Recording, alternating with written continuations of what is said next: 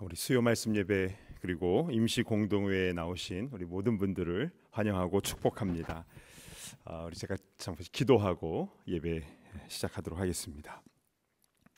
하나님 아버지 감사를 드립니다. 우리의 삶의 현장에서 충성되게 열심히 삶을 살다가 오늘 이 저녁에 함께 이 자리에 모여서 예배드릴 수 있도록 인도하시니 감사를 드립니다.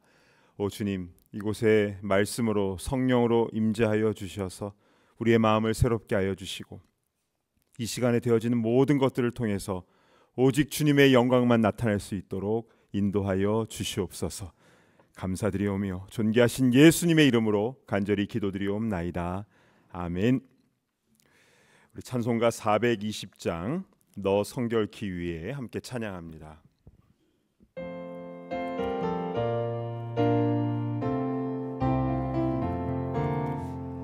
너 성결케 위해 늘 기도하며 너 주 안에 있어 늘 성경 보고 온 형제들 함께 늘 사귀면서 일하기 전마다 너 기도하라.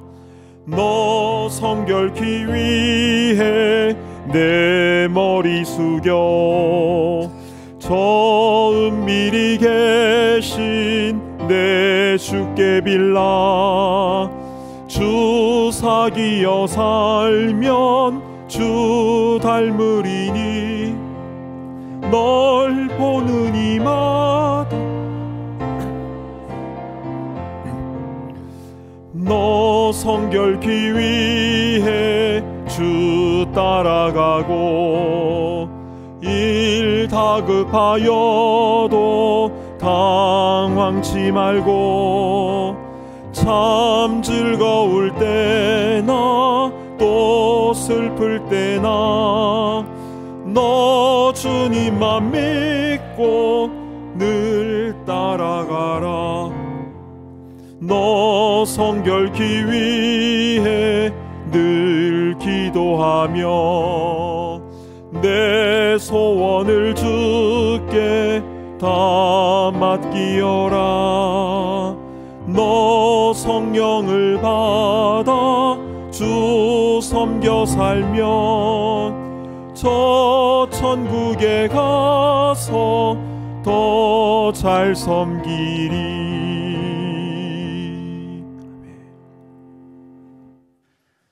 사랑의 하나님 아버지, 이 시간 주님께 예배드릴 수 있도록 허락하심에 감사드립니다.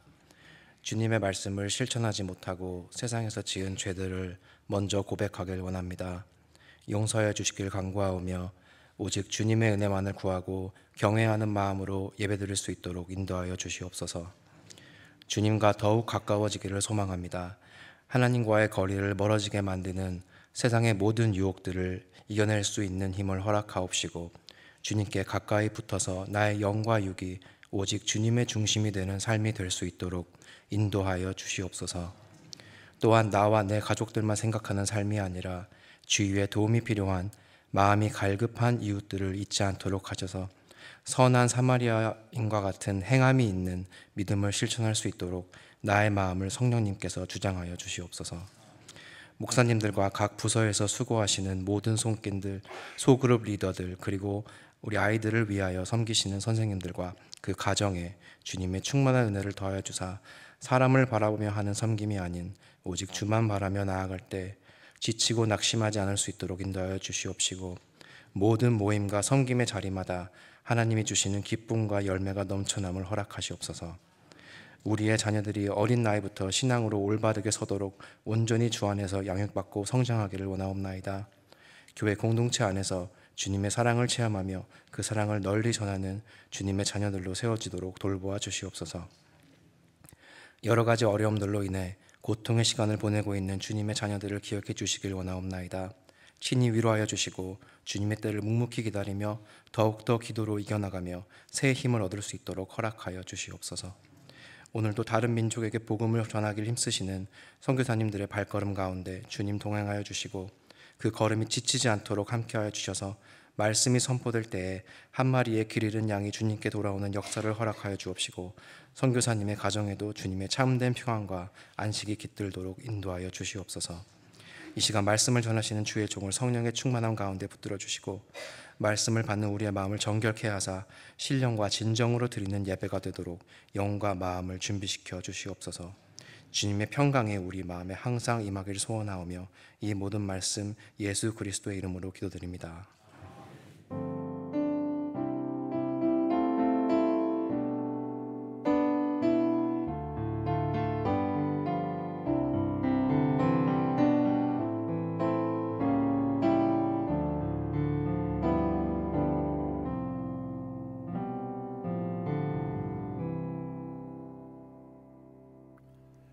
하나님 말씀은 레위기 11장 44에서 47절까지의 말씀입니다. 구약성경 레위기 11장 44절에서 47절까지의 말씀 제가 대표로 봉독해 올리겠습니다. 나는 여호와 너희의 하나님이라. 내가 거룩하니 너희도 몸을 구별하여 거룩하게 하고 땅에 기는 길짐승으로 말미암아 스스로 더럽히지 말라. 나는 너희의 하나님이 되려고 너희를 애굽 땅에서 인도하여 낸 여호와라. 내가 거룩하니 너희도 거룩할지어다. 이는 짐승과 새와 물에서 움직이는 모든 생물과 땅에 기는 모든 길짐승에 대한 규례니 부정하고 정한 것과 먹을 생물과 먹지 못할 생물을 분별한 것이니라. 아멘. 자, 오늘 본문인 레위기 11장에는요. 정결한 것과 부정한 것에 대해 말씀하시고 먹을 것과 먹지 못할 음식을 구별하셨습니다. 왜 어느 음식은 먹어도 된다 하시고 또 어느 것은 먹지 말라고 하셨을까요? 네, 다 이유가 있는 것이겠죠.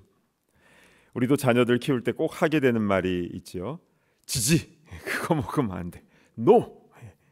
이렇게 하는 이유는 그 아이의 기분을 상하게 하려고 하는 것이 아니라 그 아이를 좋게 하려고, 건강하게 하려고 먹어야 될 것과 먹지 말아야 될 것을 알려주는 것 아니겠습니까? 자, 그러면 오늘 본문에서 하나님께서 먹어야 할 음식과 먹지 말아야 할 음식을 말씀하셨는데 왜 이렇게 말씀하셨는지 그 이유를 말씀을 드리겠습니다. 크게 세 가지인데요. 첫 번째는 구별됨입니다. 레위기는 우리가 하나님의 백성으로 이 땅에 살아가기 위한 생활 지침이 담겨져 있지 않습니까? 즉 하나님께서 거룩하시기에 우리도 거룩한 그 구별된 삶을 살라고 주신 말씀입니다. 그러니까 이 거룩이란 말 자체가 구별되었다라는 뜻이니까요. 그래서 음식도 구별해서 먹는 그 자체가 누가 보더라도 하나님의 백성으로서의 특별함을 나타낸다라는 것입니다. 이것이 첫 번째. 자, 두 번째 이유는요. 첫 번째 이유와 비슷하긴 한데 조금 더 구체적입니다. 당시 이방 민족들은 모두 우상 숭배를 했는데요. 하나님께서는 그들과의 교제를 막기 위해서 이 말씀을 주신 것입니다. 바벨론에 잡혀간 다니엘과 세 친구는 왕이 주는 진미를 거절하죠. 왜입니까? 율법에 금지한 음식, 또 우상 앞에 드려진 음식이었기 때문입니다. 그러니까 우상 섬기는 이들과 함께 식사를 하게 되면 자연스럽게 그들의 삶을 따라가게 되는 경우가 많지요. 옆에 사람 닮아가는 거니까요. 그래서 하나님께서는 우상 숭배를 막기 위해서 또 음식을 구별할 것을 명하신 것이다. 이것이 두 번째 이유이고요. 세 번째는 광야에서 이스라엘 백성들의 몸의 건강을 위해서도 음식을 구별하셨다라고 그렇게 말하는 성서학자들이 있습니다. 아시다시피 광야는 더운 지역이고 물이 없는 곳이어서 위생 상태가 좋을 수가 없습니다. 그러니까 음식이 쉽게 부패하고 그래서 주의를 기울여야 되는데요. 특별히 돼지고기 같은 경우는 덜 익은 채로 먹으면 심하게 배탈 나거나 이제 몸에 문제가 생길 수 있다고 하는데요. 그러니까 하나님께서는 광야 생활 가운데 이스라엘 백성들의 건강을 위해서도 이처럼 음식을 구별하도록 하셨다라고 설명하는 이들이 있습니다. 그러니까 하나님께서 이 말씀을 명하신 이유는 맛있는 거 못 먹게 하시려고 하신 게 아니라 결국에는 구별되게 하시고 우상 숭배를 막게 하시고 또 몸도 건강하게 하시기 위하여, 즉 복 주시기 위하여 이 말씀을 주신 것이다 라고 보시면 되겠습니다. 자, 그러면 우리의 이야기로 한번 넘어와 보도록 하겠습니다. 우리는 각 집마다 냉장고가 있습니다. 그런데 이 레위기 11장 말씀을 우리는 어떻게 받아들여야 합니까? 돼지고기, 새우, 가재, 조개 이런 것들 먹지 말아야 됩니까? 다 맛있는 음식들이잖아요. 랍스터, 조개구이, 최고급 음식들인데요.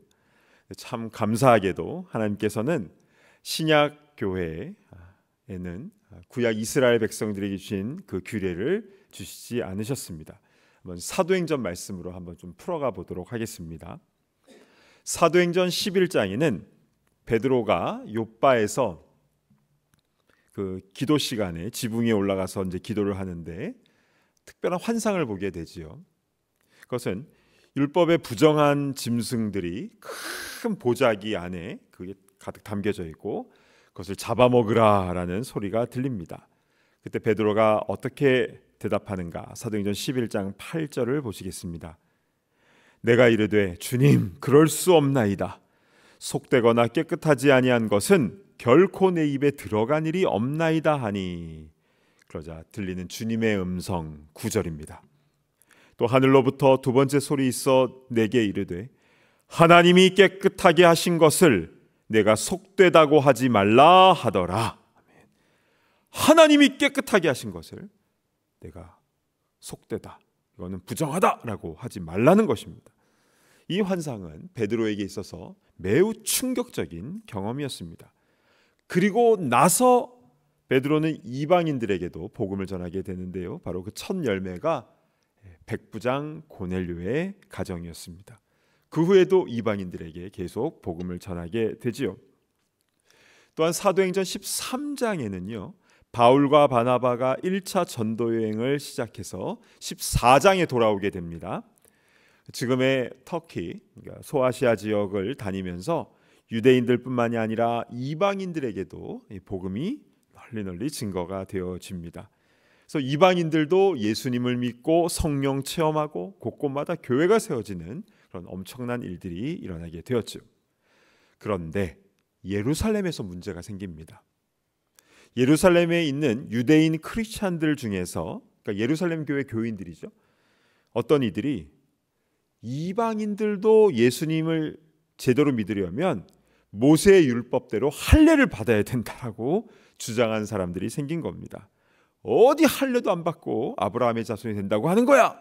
근본도 없는, 이제 이런 분위기가 된 것이죠. 그래서 사도행전 15장에는요, 예루살렘의 사도들이 또 리더들이 모여서 회의를 열고 아주 중요한 결정을 내리게 됩니다. 사도행전 15장 11절을 보실까요?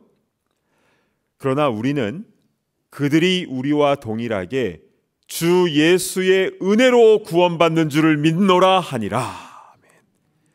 이방인들도 우리 유대인들과 동일하게 예수님의 은혜로 구원받는 줄을 믿노라. 이 말은요, 사도 베드로가 했던 말입니다. 이어서 바울과 바나바가 1차 전도 여행 중에 이방인들에게 일어났던 이 성령의 역사에 대해서 막 그 자리에서 간증을 했고요. 그리고 주의 동생 야고보가 결론을 맺는데요. 우상에게 바쳐진 음식이나 또 목맨 짐승을 제외하고 그 어떤 음식에 금기사항이 필요가 없다. 그리고 할례를 받지 않아도 된다라는 그런 결론을 내리게 됩니다. 그리고 나서는 그 할례 얘기가 쏙 들어가게 됩니다. 자, 그런데요, 이 음식에 관해서는 디모데전서 4장에 아주 분명한 아주 결론이 딱 나오고 있습니다. 자, 디모데전서 4장 3, 4절 말씀을 우리 함께 한 목소리로 같이 봉독합니다. 시작. 음식물은 하나님이 지으신 바니 믿는 자들과 진리를 아는 자들이 감사함으로 받을 것이니라. 하나님께서 지으신 모든 것이 선함에 감사함으로 받으면 버릴 것이 없나니. 아멘. 모든 음식은 감사함으로 받으면 버릴 것이 없는 것입니다. 따라서 우리는 이 음식 저 음식 가릴 것이 아니라 반드시 무엇을 해야 됩니까? 감사함으로, 감사함으로 먹어야 하는 것입니다. 아멘. 아멘. 맛있는 순대와 족발과 랍스터와 조개구이, 새우, 이걸 드실 때 그냥 드시지 마시고 먼저 하나님께 진심으로 감사하시고, 또한 이 음식을 준비하기 위해 수고하신 분들에게 감사하는 마음을 가지고 맛있게 드시길 바랍니다. 할렐루야. 아멘. 식사 안 하신 분들은 죄송합니다. 자, 이렇게 신약 시대를 살고 있는 우리는 음식을 어떻게 먹어야 되는지 살펴보았는데요. 그러면 다시 레위기 11장으로 돌아가서요.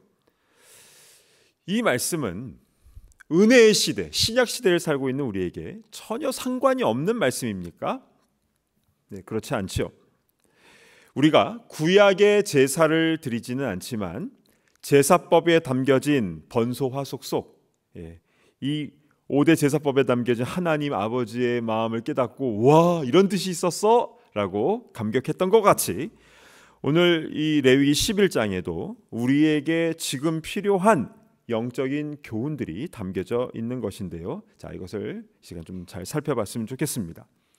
레위기 11장은 제가 다 읽지는 않았지만 전체 구조가 어떻게 되냐면요, 1절부터 8절까지는 육지의 짐승들에 대한 부분이 쫙 나오고요, 그리고 9절부터 12절까지는 이 물에 있는 물고기들에 나옵니다. 그리고 13절 이후부터는 새와 곤충들에 대해서 나오는데요, 모든 만물들은 다 하나님께서 창조하셨는데 왜 어떤 것은 부정하고 어떤 것은 정결한지 우리 그 의미를 살펴보면서 왜 하나님께서 이 말씀을 명하셨는지를 우리 좀 살펴보는 시간을 가졌으면 좋겠습니다. 먼저 1절부터 8절까지는 육지의 짐승에 대한 부분인데요, 짐승의 부정과 정결을 구분하는 것은 두 가지입니다. 자, 11장 3절을 보실까요? 모든 짐승 중 굽이 갈라져 쪽발이 되고 새김질을 하는 것은 너희가 먹되. 여기서 정결한 짐승의 두 가지 조건이 나오는데요, 첫 번째는 발 굽이 갈라진 것, 두 번째는 되새김질하는 것.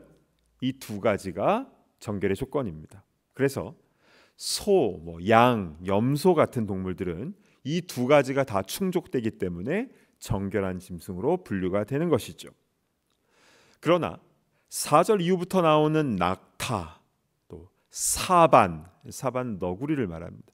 또 토끼, 이런 동물들은 모두 새김질은 하지만 그러나 굽은 갈라지지 않아서 부정한 동물이 되는 것이고요. 반면 7절의 돼지 같은 경우는 굽은 갈라졌는데 되새김질을 못하기 때문에 부정한 동물로 분류가 되는 것입니다. 그러면 이러한 분류가 우리에게 준 메시지는 무엇입니까? 자, 첫 번째로 굽이 갈라졌다라는 것은 이 짐승이 걸어가는 것과 관계가 있습니다. 과학적으로 발에 굽이 갈라져 있으면 미끄러운 곳에서도 잘 넘어지지 않고 든든히 서 있을 수 있는 그런 기능을 한다고 합니다. 마찬가지로 우리 성도들도 세상의 유혹에 빠지거나 미끄러지지 말아야 되는데요, 오직 주님의 말씀 위에 굳게 설 때에 우리가 넘어지지 않는 줄로 믿습니다. 아멘. 그리고 되새김질 같은 경우는요, 한번 먹은 음식을 이게 다시 끄집어내서 다시 여물질을 해서 소화시키는 것 아니겠습니까? 그러니까 푸른 초장에서 실컷 먹은 음식을 나중에 다시 되새김질하여서 완전히 소화시켜서 피가 되고 살이 되게 하는 것이죠.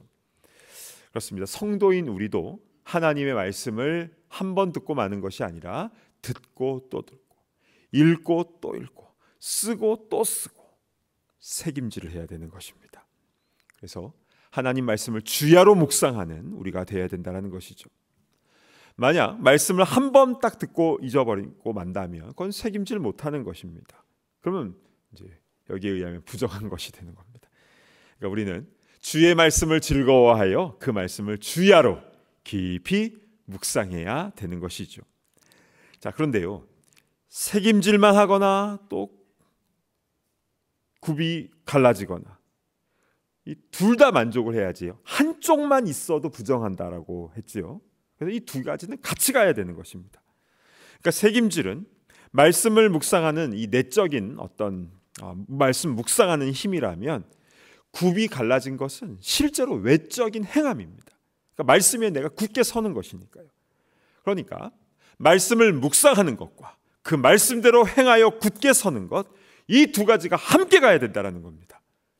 어떤 사람은 말씀 묵상은 좋아하는데 삶에서 말씀 실천이 없고, 또 어떤 사람은 말씀은 묵상은 안 하고 그냥 뭔가 행하려고만 하고, 그러면 안 된다는 것이죠. 이 두 가지가 함께 가야 된다.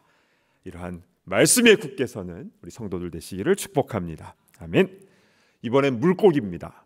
11장 9절 10절 말씀을 제가 봉독합니다. 물에 있는 모든 것 중에서 너희가 먹을 만한 것은 이것이니 강과 바다와 다른 물에 있는 모든 것 중에서 지느러미와 비늘 있는 것은 너희가 먹되 물에서 움직이는 모든 것과 물에서 사는 모든 것 곧 강과 바다에 있는 것으로서 지느러미와 비늘 없는 모든 것은 너희에게 가증한 것이라. 자, 물고기 중에서 부정한 것과 정결한 것을 가르는 두 가지 기준은 뭡니까? 지느러미와 비늘입니다. 먼저 지느러미는요, 물의 흐름을 헤쳐나가기 위해서 반드시 필요한 것이죠. 반면 비늘은 물고기가 이렇게 움직일 때 생기는 물의 저항력으로부터 몸을 보호하기 위해서 또 반드시 있어야 되는 것입니다.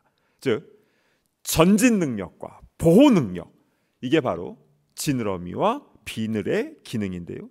이 두 가지 역시 같이 가야 되는 것입니다. 어떤 의미로 우리 성도들은 죄가 가득한 이 세상에서 헤엄치는 물고기와 같습니다. 근데 성도가 그냥 물결 따라 유행 따라 세상 풍조 따라 그냥 이렇게 살아가 버리면 이 지느러미 없는 부정한 물고기와 같이 되어버리는 것이죠. 우리는 이 세상에 살지만 세상에 속한 사람은 아닙니다. 부패한 세상 속에서 저항하며 물결을 거슬러 올라가야 되는 것이죠. 이번엔 비늘입니다. 비늘은 에베소서 6장에 나와 있는 이 마귀를 능히 대적하기 위한 하나님의 전신갑주와도 같습니다. 우리가 이 악한 세상에 살지만 어떤 유혹과 핍박이 와도 막을 수 있는 이 비늘이 우리를 감싸고 있어야 되는 것이죠. 그러니까요, 이 지느러미를 가지고 푯대를 향해서 말씀을 향하여 나아가면서 동시에 또 비늘로 우리를 방어해야 되는 것입니다. 여러분, 우리는 이 땅에서 나그네요 순례자이죠. 지금 우리가 어떠한 길을 가고 있든지 상관없이 이곳은 우리가 영원히 걸 곳이 아닙니다. 우리는 늘 푯대를 향하여 천성을 향하여 나아가는 순례자인데, 우리의 지느러미를 통해서 주님을 향하여 푯대를 향하여 나아가며 동시에 우리의 비늘이 전신갑주가 세상으로부터 우리를 보호하며, 그래서 결국에 우리 모두가 다 본향에 이르게 되는 승리하는 성도들 되시기를 바랍니다. 아멘. 자, 13절 이후부터는 새와 곤충이 나오게 됩니다. 새 중에서는요, 고기를 먹는 새는 부정하고, 그러니까 육식이나 초식을 겸하여 아무 것이나 먹는 새도 부정하다라고 했습니다. 즉 본문에 나와 있는 독수리, 솔개, 물수리, 말똥가리, 까마귀, 타조, 타으마스, 갈매기, 새매, 올빼미, 부엉이, 사다새, 너새, 황새, 백로, 오디새, 박쥐, 이런 새들은 먹을 수가 없습니다. 그러니까 이 부정한 새들의 특징은 육식을 하고 피를 좋아한다라는 점이죠. 그리고 이 중에는 어둡고 음침한 것을 좋아하는 새들이 많습니다. 그러니까 성도는 타인을 막 공격하거나 타인의 피를 흘리게 하면 안 되고 낮에와 같이 단정하고 밝은 길로 다녀야 하는 것입니다. 자, 이렇게 레위기는 성도의 거룩한 삶에 대해서 말씀하고 있는데요. 그것이 육지의 동물들, 또 물고기, 또 새, 이것에 대해서 정결한 것과 부정한 것은 무엇인가에 대해서 말씀하심을 통해서 우리가 어떻게 성도로서 구별되어 나가는가, 거룩한 삶을 살 것인가에 대해서 말씀하고 있는 것입니다. 그래서 이 레위기 11장의 결론은 아까 제가 설교 전에 처음에 봉독한 본문인데요, 44절부터 47절까지 제가 다시 봉독해 올리도록 하겠습니다. 나는 여호와 너희의 하나님이라. 내가 거룩하니 너희도 몸을 구별하여 거룩하게 하고 땅에 기는 길짐승으로 말미암아 스스로 더럽히지 말라. 나는 너희의 하나님이 되려고 너희를 애굽 땅에서 인도하여 낸 여호와라. 내가 거룩하니 너희도 거룩할지어다. 이는 짐승과 새와 물에서 움직이는 모든 생물과 땅에 기는 모든 길짐승에 대한 규례니 부정하고 정한 것과 먹을 생물과 먹지 못할 생물을 분별할 것이니라. 아멘. 와, 이제 이 말씀이 더 확 다가오지 않습니까? 그러니까 이 말씀 안에는 하나님께서 하나님 백성인 성도인 우리에게 정말 원하는 것이 무엇인지를 말씀하고 있는 것인데요, 그것은 바로 구별됨, 거룩함이라는 것입니다. 사랑하는 여러분, 우리가 이 땅에 사는 동안 해야 할 일과 하지 말아야 할 일이 있습니다. 먹어야 될 게 있고 먹지 말아야 될 게 있습니다. 또 해야 할 말과 하지 말아야 될 말이 있는 것이죠. 우리 주의 말씀 위에 굳게 서서 성도로서 구별되며 빛 가운데 걸어나가는 그런 우리 모두가 다 되기를 간절히 바랍니다. 그래서 주님께서 우리를 맞이하는 그 순간에 금면류관 씌워주시면서 잘하였도다 착하고 충성된 종아, 주님으로부터 큰 상급과 칭찬을 받아 누리는 우리 모두가 되기를 간절히 바랍니다. 아멘. 기도하겠습니다. 하나님 아버지, 감사를 드립니다. 오늘 말씀을 통해서 우리가 무엇을 해야 되는지, 또 하지 말아야 되는지, 어떠한 길로 가야 되는지 분명하게 말씀하여 주셔서 감사를 드립니다. 우리가 구약에 담겨져 있는 이 율법의 내용을 그대로 지켜야 되는가? 주님께서는 사도행전 말씀을 통해서 이 모든 것들에 대해서 감사함으로 다 먹을 수 있다라고 말씀하셨지만, 그러나 이 레위기 말씀에 담겨진 하나님 아버지의 마음을 우리가 깊게 잘 깨달을 수 있도록 인도하여 주시고, 그래서 구별된 삶, 그리고 주님께서 기뻐하시는 그 길로 올곧게 걸어 나아가는 주님의 귀한 백성들 다 되게 하여 주시옵소서. 감사드리오며 존귀하신 예수 그리스도의 이름으로 간절히 기도드리옵나이다. 아멘.